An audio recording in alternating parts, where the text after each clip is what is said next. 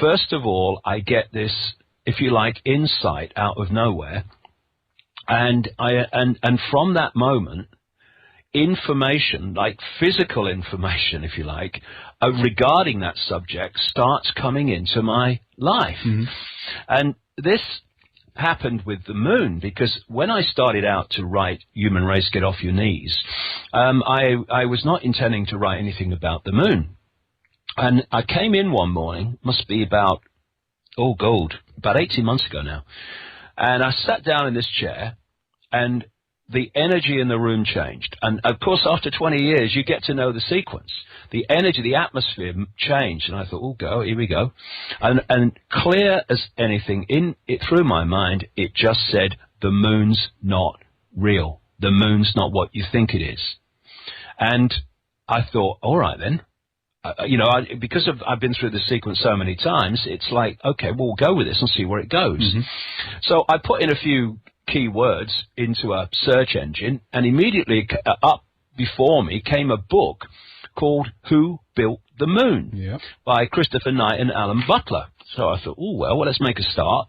I'll read that. So I sent for it, read it very quickly, and it absolutely was pointing in the direction of what I'd just come through my mind, if you like. And you know what it's like? It very much going back to what I've just been talking about. When you come into this world, you tend to accept that what is here is how it is. This is how things are, mate. This is one reason why, we, the generations who've seen a different world to this one, are very, very important and have a very great responsibility, because we, to some extent, have the ability to see how things were, to how they've become. People being born into the world now, all this control and stuff, it's life. This is how it is. Yeah. This is why it's fantastic that so many young people, despite that, have seen through it. But the classic is the moon. The moon comes up, it goes through its sequence every month. And, it's the moon, mate. It's the full moon tonight, look. But when you start asking questions, whoa, I didn't know that. And first of all, the mathematics between the moon, the sun, and the Earth, as documented in this book, Who Built the Moon, are fantastic. As they say in the book, the maths involved in the Earth-Moon-Sun system is nothing less than staggering, and the moon was placed there with the accuracy of the proverbial Swiss watchmaker. And just a few weeks ago, I watched a mainstream scientific program on the BBC. I think it was a program. No, it wasn't. It wasn't a strand. It was a one-off. Do we really need the moon? And this scientist, mainstream scientist, goes on and on about how it's perfectly positioned for its effect on the Earth to give us the kind of world we live in. But then she says, but that it is now perfectly placed to sustain life is pure luck, a cosmic coincidence. Yeah, right. Right. So then you realize when you start looking at the moon, with an open mind, let the information be the guide. As they say in the book, the moon is bigger than it should be. It's apparently older than it should be, much lighter in mass than it should be. It occupies an unlikely orbit, and so extraordinary that all existing explanations for its presence are fraught with difficulties, and none of them could be considered remotely watertight. Because, again, scientific fact, if you play it back, becomes scientific theory that through repetition has been accepted as fact. So you say, well, how does science say the moon was created? Well, they say the moon was created by a kind of Mars-type planet hitting the Earth in its formation period, and a great chunk coming off and becoming the moon, called the Wack theory. When that didn't follow through in terms of the physics and the logic of it, they came up with a double Wack theory, where the planet smacked into the Earth and then came back and gave it another smack. And you say, you don't know, do you? That's the fact. Never mind all scientists say. Well, scientists say a lot of things that have been proved wrong. And then you start looking at the size of it. I mean, it's bigger than Pluto. There's nothing in our solar system that compares when it comes to satellites. It's a quarter of the size in diameter of the Earth. It's incredible, actually. 2,160 miles in diameter, and some scientists talk about a twin planetary system, not even a planet moon system. Right. And then you start looking at what some scientists have said when they've looked at the moon, like a guy called Erwin Shapiro from the Harvard-Smithsonian Center for Astrophysics. Great quote. He says the best explanation for the moon is observational error. The moon doesn't exist. And enough scientists said it seems easier to explain the non-existence of the moon than its existence. And then you start looking at the way the moon has reacted when it's been specifically hit by NASA after they put seismometers up there. And they say that it rang like a bell. That's right. And when you look at some of the quotes that they're saying about the moon, you think, well, where are you? Why aren't we pursuing this? Because they don't want us to know that.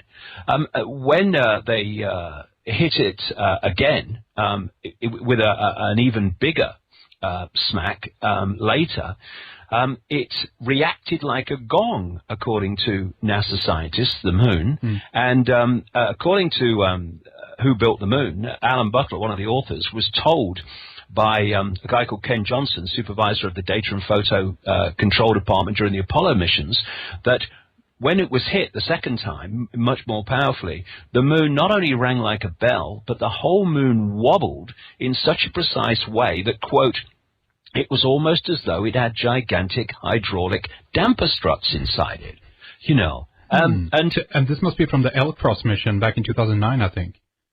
Well, they've been playing this out over many years and decades, and you know, as you well know, in around 1970, two scientists from the Soviet Academy of Sciences wrote a detailed article saying that they thought the moon was a gigantic spaceship, and when you also look at what some of the scientists have said with regard to why it vibrates and reverberates as it does and rings like a bell, is the idea that that it might be hollow. A NASA scientist, Gordon MacDonald, said in the early 1960s, that far back, it would seem that the moon is more like a hollow than an homogeneous sphere. And another one, Sean Solomon, Massachusetts Institute of Technology, MIT, he said that from the evidence that they'd gathered at that time, it indicated the frightening, quote, frightening possibility that the moon may be hollow. And as Carl Sagan, the great cosmologist, said, a natural satellite cannot be a hollow object. And for me, you know, again, when you can go on the internet, on YouTube, and see people like Sergeant Carl Wolf speaking from his experiences when he was a photographic engineer at the Langley Air Force Base in Virginia, of course, CIA, where he talks at the National Press Club, was it in Washington some few years ago, where he's and others are telling of their experiences inside the system, inside the game, if you like, of how they saw things that the public's never been told about. And of course, Sergeant Carl Wolf talked about the fact that he went over to an area in the Langley Air Force Base where he needed to do some repair work. And he was in the area where they were putting together what he called mosaics, you know, like pictures from different passes of the moon, over the moon, and then they were putting them together to make a whole picture. And he said that the guy over there showed him pictures and said, we found a base on the moon.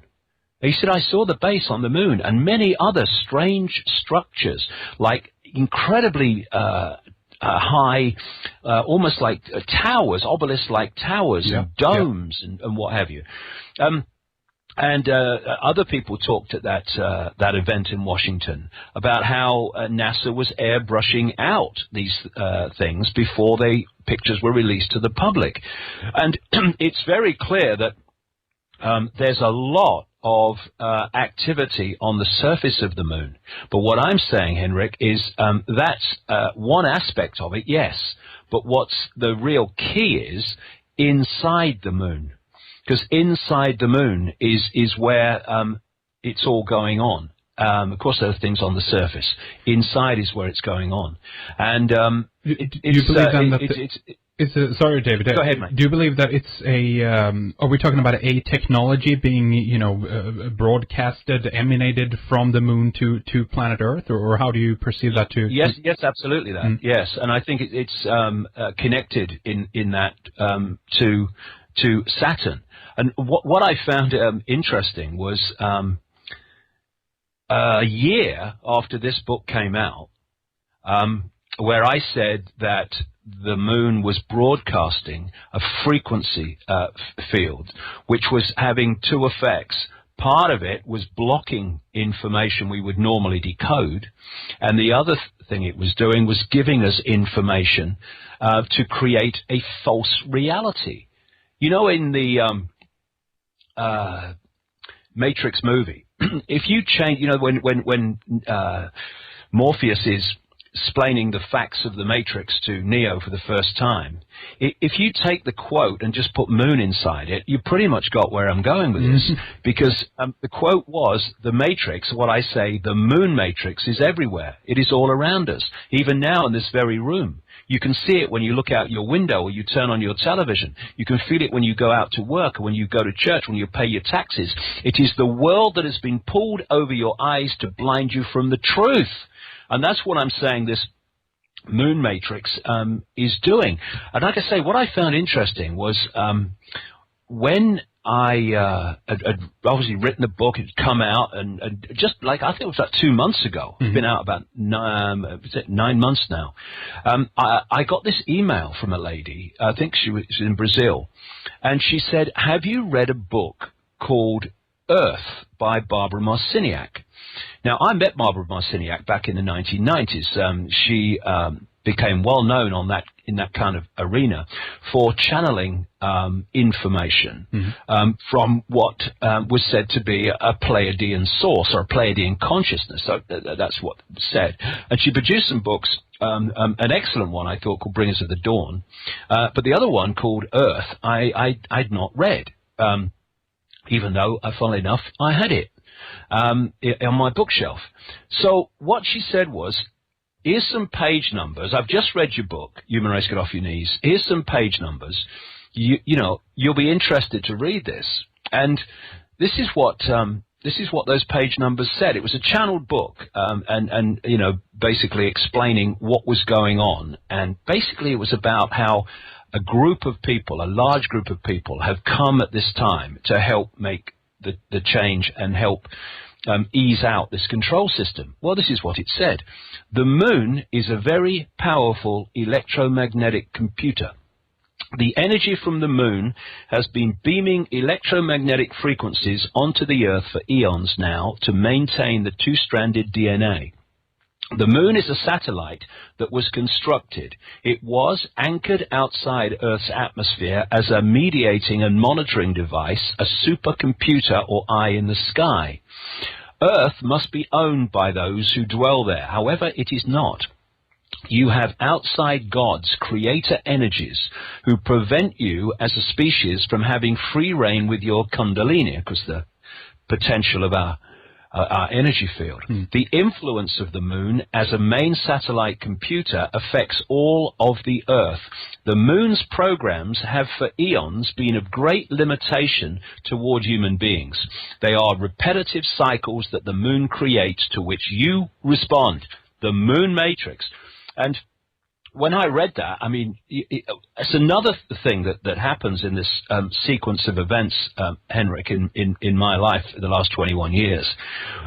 When you've gone with something, often when you've gone with it, and you say, I'm going with this, it feels right to me, I feel this is right, then something will happen often that kind of gives you a confirmation. Yeah. Just says, yeah, see, look. It is right, and that's what I kind of hit me when I read that, because what I've just read from that book is, as you will know, it's in what I'm saying in my book. And it was such a powerful kind of confirmation for me that we're going in the right direction here. Not that everything is 100% right. We're trying to uncover something doesn't want to be uncovered. I mean, crikey. But the theme, the direction we're going here, I'm absolutely convinced is spot on. So there's a number of things here that I want to address and talk with you about. One thing we could just, I guess, what your theory is or what you feel when it comes to this, because the Earth is estimated to be around 4.6 or so billion years, and then some of the moon rocks brought back by Apollo were dated around 5.3 billion years old. So what do you think has happened here? One theory I've heard is that the moon might have actually been sort of towed into place. Another theory is that it might have been built on the spot, like the Death Star or something like that. But where do you stand on that page? Well, my jury's out on that. My inclination is it's a hollowed-out planetoid. We've got to kind of, I think, leave that on the boiling pot, because we got to first understand where the level of capability is that we're actually dealing with.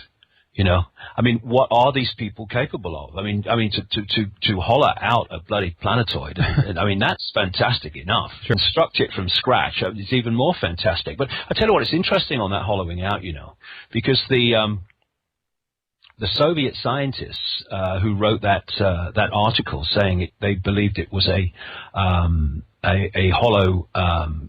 They talked about it being a hollowed-out planetoid, and they explain. I quote them in great detail in the book, but they talk about the fact that they say it was hollowed out.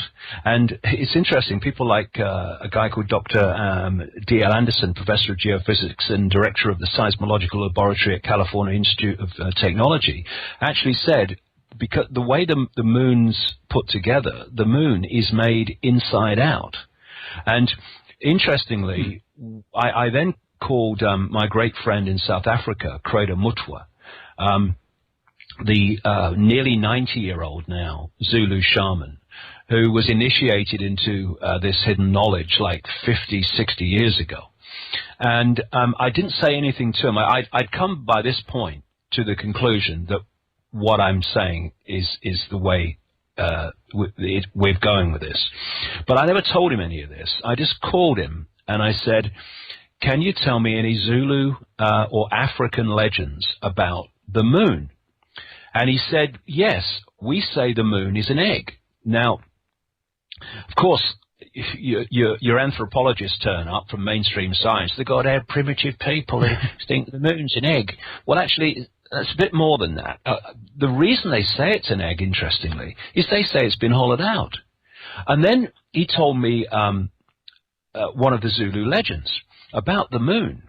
And he said that the legends say that the moon was brought here hundreds of generations ago by two brothers, Wawani and Umpanku, who were leaders of the Chitahuri. Now, the Chitahuri is the Zulu name for the reptilians, the children of the serpent. And he said that the two brothers, Wawani and Umpanku, were known as the Water Brothers and had scaly skin like a fish. The legends say that Wawani and Umpanku stole the moon in the form of an egg from the great fire dragon and emptied out the yolk until it was hollow. They then rolled the moon across the sky to the earth and caused great cataclysmic events on the earth when it arrived.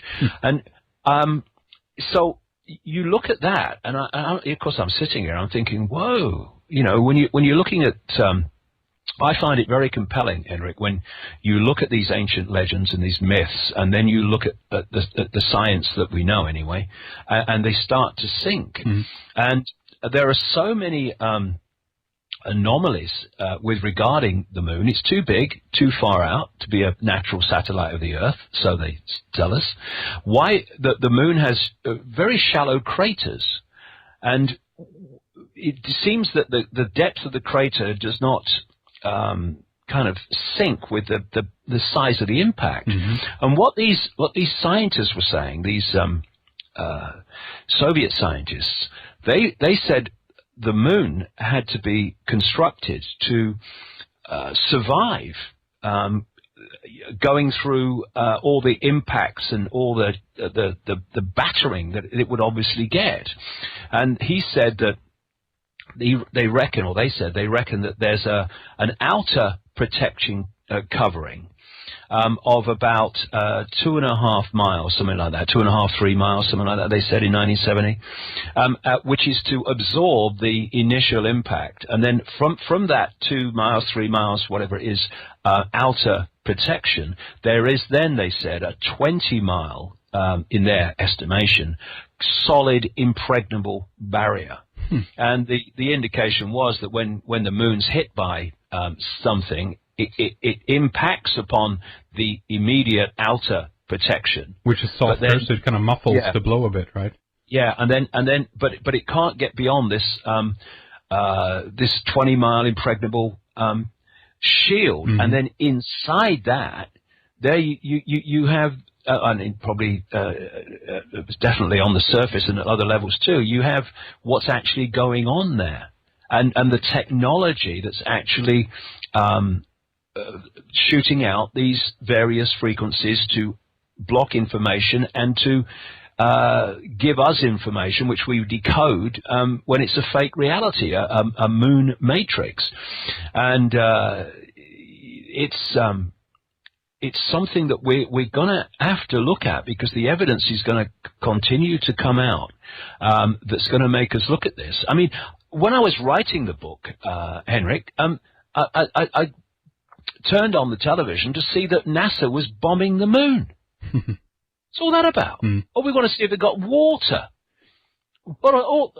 How much did that cost to bomb the moon and see if it's got water? And then last August, I was with Craig Mushra, funny enough, in South Africa, and there was a news story, a mainstream news story, where NASA said the moon is shrinking. They found these ridges all over it, which they say indicates that the surface is coming together. It's shrinking and causing the land to rise up in these ridges. There's so many things about the moon we don't know about, and I'm sure that we're going to have to really look at this seriously, at how we're being manipulated via the moon. In fact, have you ever seen that I'm sure you have, that American film called They Live? Oh, yeah. Yeah. Well, you see, for people that haven't, it's a story that came in the 1980s, but it was set about now, funnily enough, a bit in the future.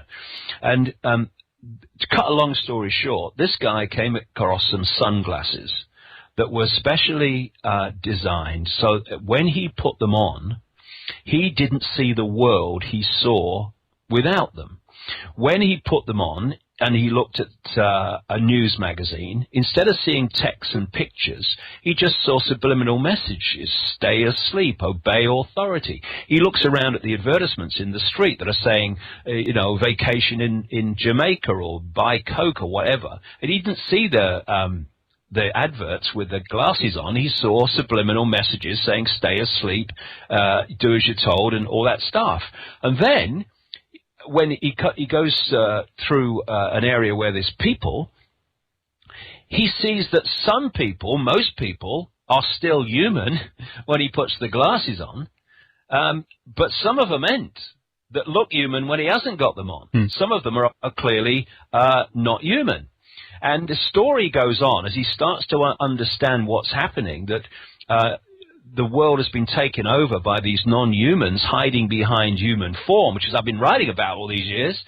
And they work out that actually the reason humans can't see them, and he can only see them with the glasses, is because, and it's all symbolic, I would suggest, there's a dish transmitting a frequency from the top of a television tower that is blocking the people's ability to see what these people really are.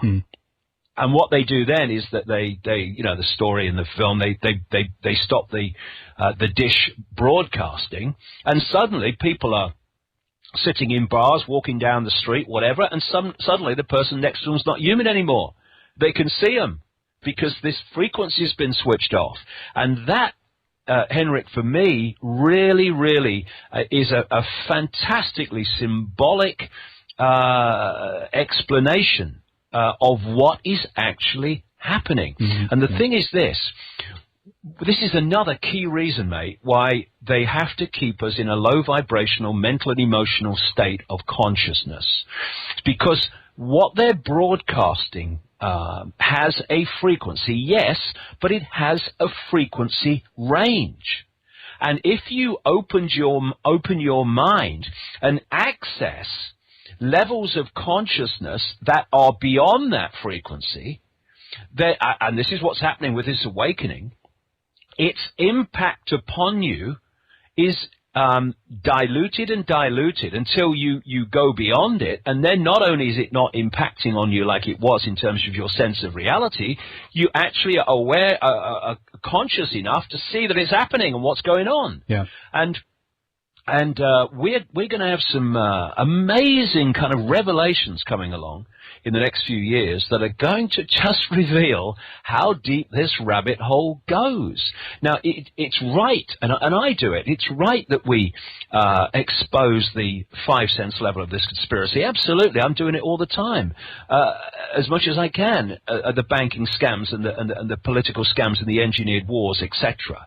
But if we hold it there, we leave it there, then we're only getting a fraction of what there is to know, because that's just, if you like, that's like the movie screen being played out, where we can see it, but it's being projected from somewhere else. And the moon, yes, Saturn, I'm absolutely convinced that is the very well be that the moon is a satellite, a transmitter, if you like, magnetic system for Saturn. I wouldn't rule that out. I'm not saying it is. I wouldn't rule it out. And it's interesting, isn't it, mate? Who's got all these moons? Yeah, Saturn. exactly. Saturn. Yeah. More than 60 in it. I was reading today, and I mean, so you know, these are little bits of information, but they're eventually going to be added to, so that we can actually link these dots in an even more profound way. And where does it go from there? You know, when you're dealing with all possibility, where does it end? But we've come a long way in the areas that we're talking here about, Henrik. We've come a long way from it's a few people sitting around a table wanting to take over the world because they're just greedy. Those people do exist on the level that they operate at, but that's not where it's coming from. Obviously, before we wrap things up here for the first hour, David, let's just briefly talk about your appearances up here in the Nordic countries. You're coming up to Copenhagen. You're coming up to Stockholm, May 8th. Our friend Peter Pettersson from anarchos.se is putting this one together as well. I was at the conference last year in Gothenburg, also put together by him. Really good one. And for people who want to have tickets, obviously, and more information about your lecture in Stockholm on May 8th, again, just go to anarchos.se. I will have this linked up on the website as well. But then you're coming to Copenhagen. Is that before or after Stockholm, David? Yeah, if people go to my website as well, they'll get all the places I am, because I'm in a lot of places this year. First of all, I'm leaving in a couple of days. We're going to speak in Germany, in Bavaria. Hey, Bavaria! How about that? We were there recently, actually. It's a lovely place. You're not going to Ingolstadt, are you? No, it's I've been there before to Berchtesgaden to look around that area, but. There's so many things that have come out of Bavaria. Bavarian Illuminati, Henry Kissinger, the present Pope, Goldman and Sachs. Those families both came from that area, and so it's a very important place. Not least because, of course, it was the fiefdom of the Rothschilds, and that created the Rothschilds when they changed their name from Bauer to Rothschild, Red Shield. And so it's a very important place, Germany, and. Then I'm going to Rome the next weekend. I'm going to speak there, and then I'm coming to important Stockholm. city too in the scope of things. Yeah, absolutely. It's funny the way the two are synced, because I don't select that. You know, people come to me and say, well, we'd like you to come and speak here, and I say, yeah, I'll do it, or no, I can't because I'm doing something else or whatever. But it's interesting that Bavaria and then Rome have synced like that, one weekend after another. Then I go up from Rome to Stockholm. Well, I haven't spoken for a long time. I like Stockholm.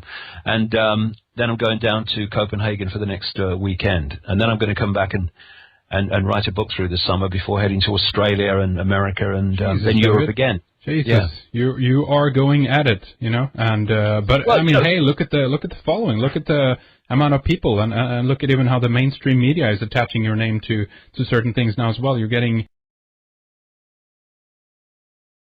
Look at even how the mainstream media is attaching your name to certain things now as well. You're getting recognition, I guess, not because the mainstream media is talking about you, but because of the fact that people out there are actually listening and interested in this material, David. That's excellent. Yeah, for me, it's like, look at the world, you know.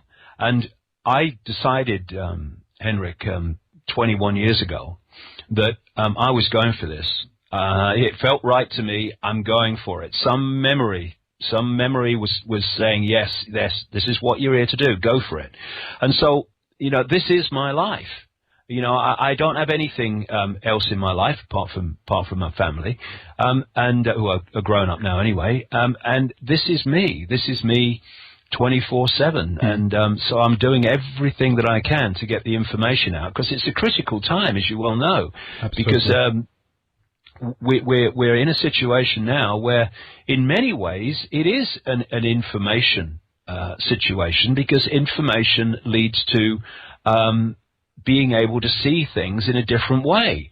And what the system wants is for its version of reality, its version of the limited human being, to be accepted, because that allows the few to control the many. And alongside all this information we're talking about and the other stuff we talk about banking scams and engineered wars, the key to it all is humanity remembering who we are, that we are consciousness having an experience. We are not the experience. We are not our name or our job or our family history. We are consciousness having an experience. And when we start to see ourselves from that point of view, consciousness having an experience rather than being the experience, you're already starting to move your point of observation out of the five senses alone. Of course, we still have to stay there. That's what we came here to, you know, we interact in the world with the world right through the five senses, but they're no longer the prison, because you're seeing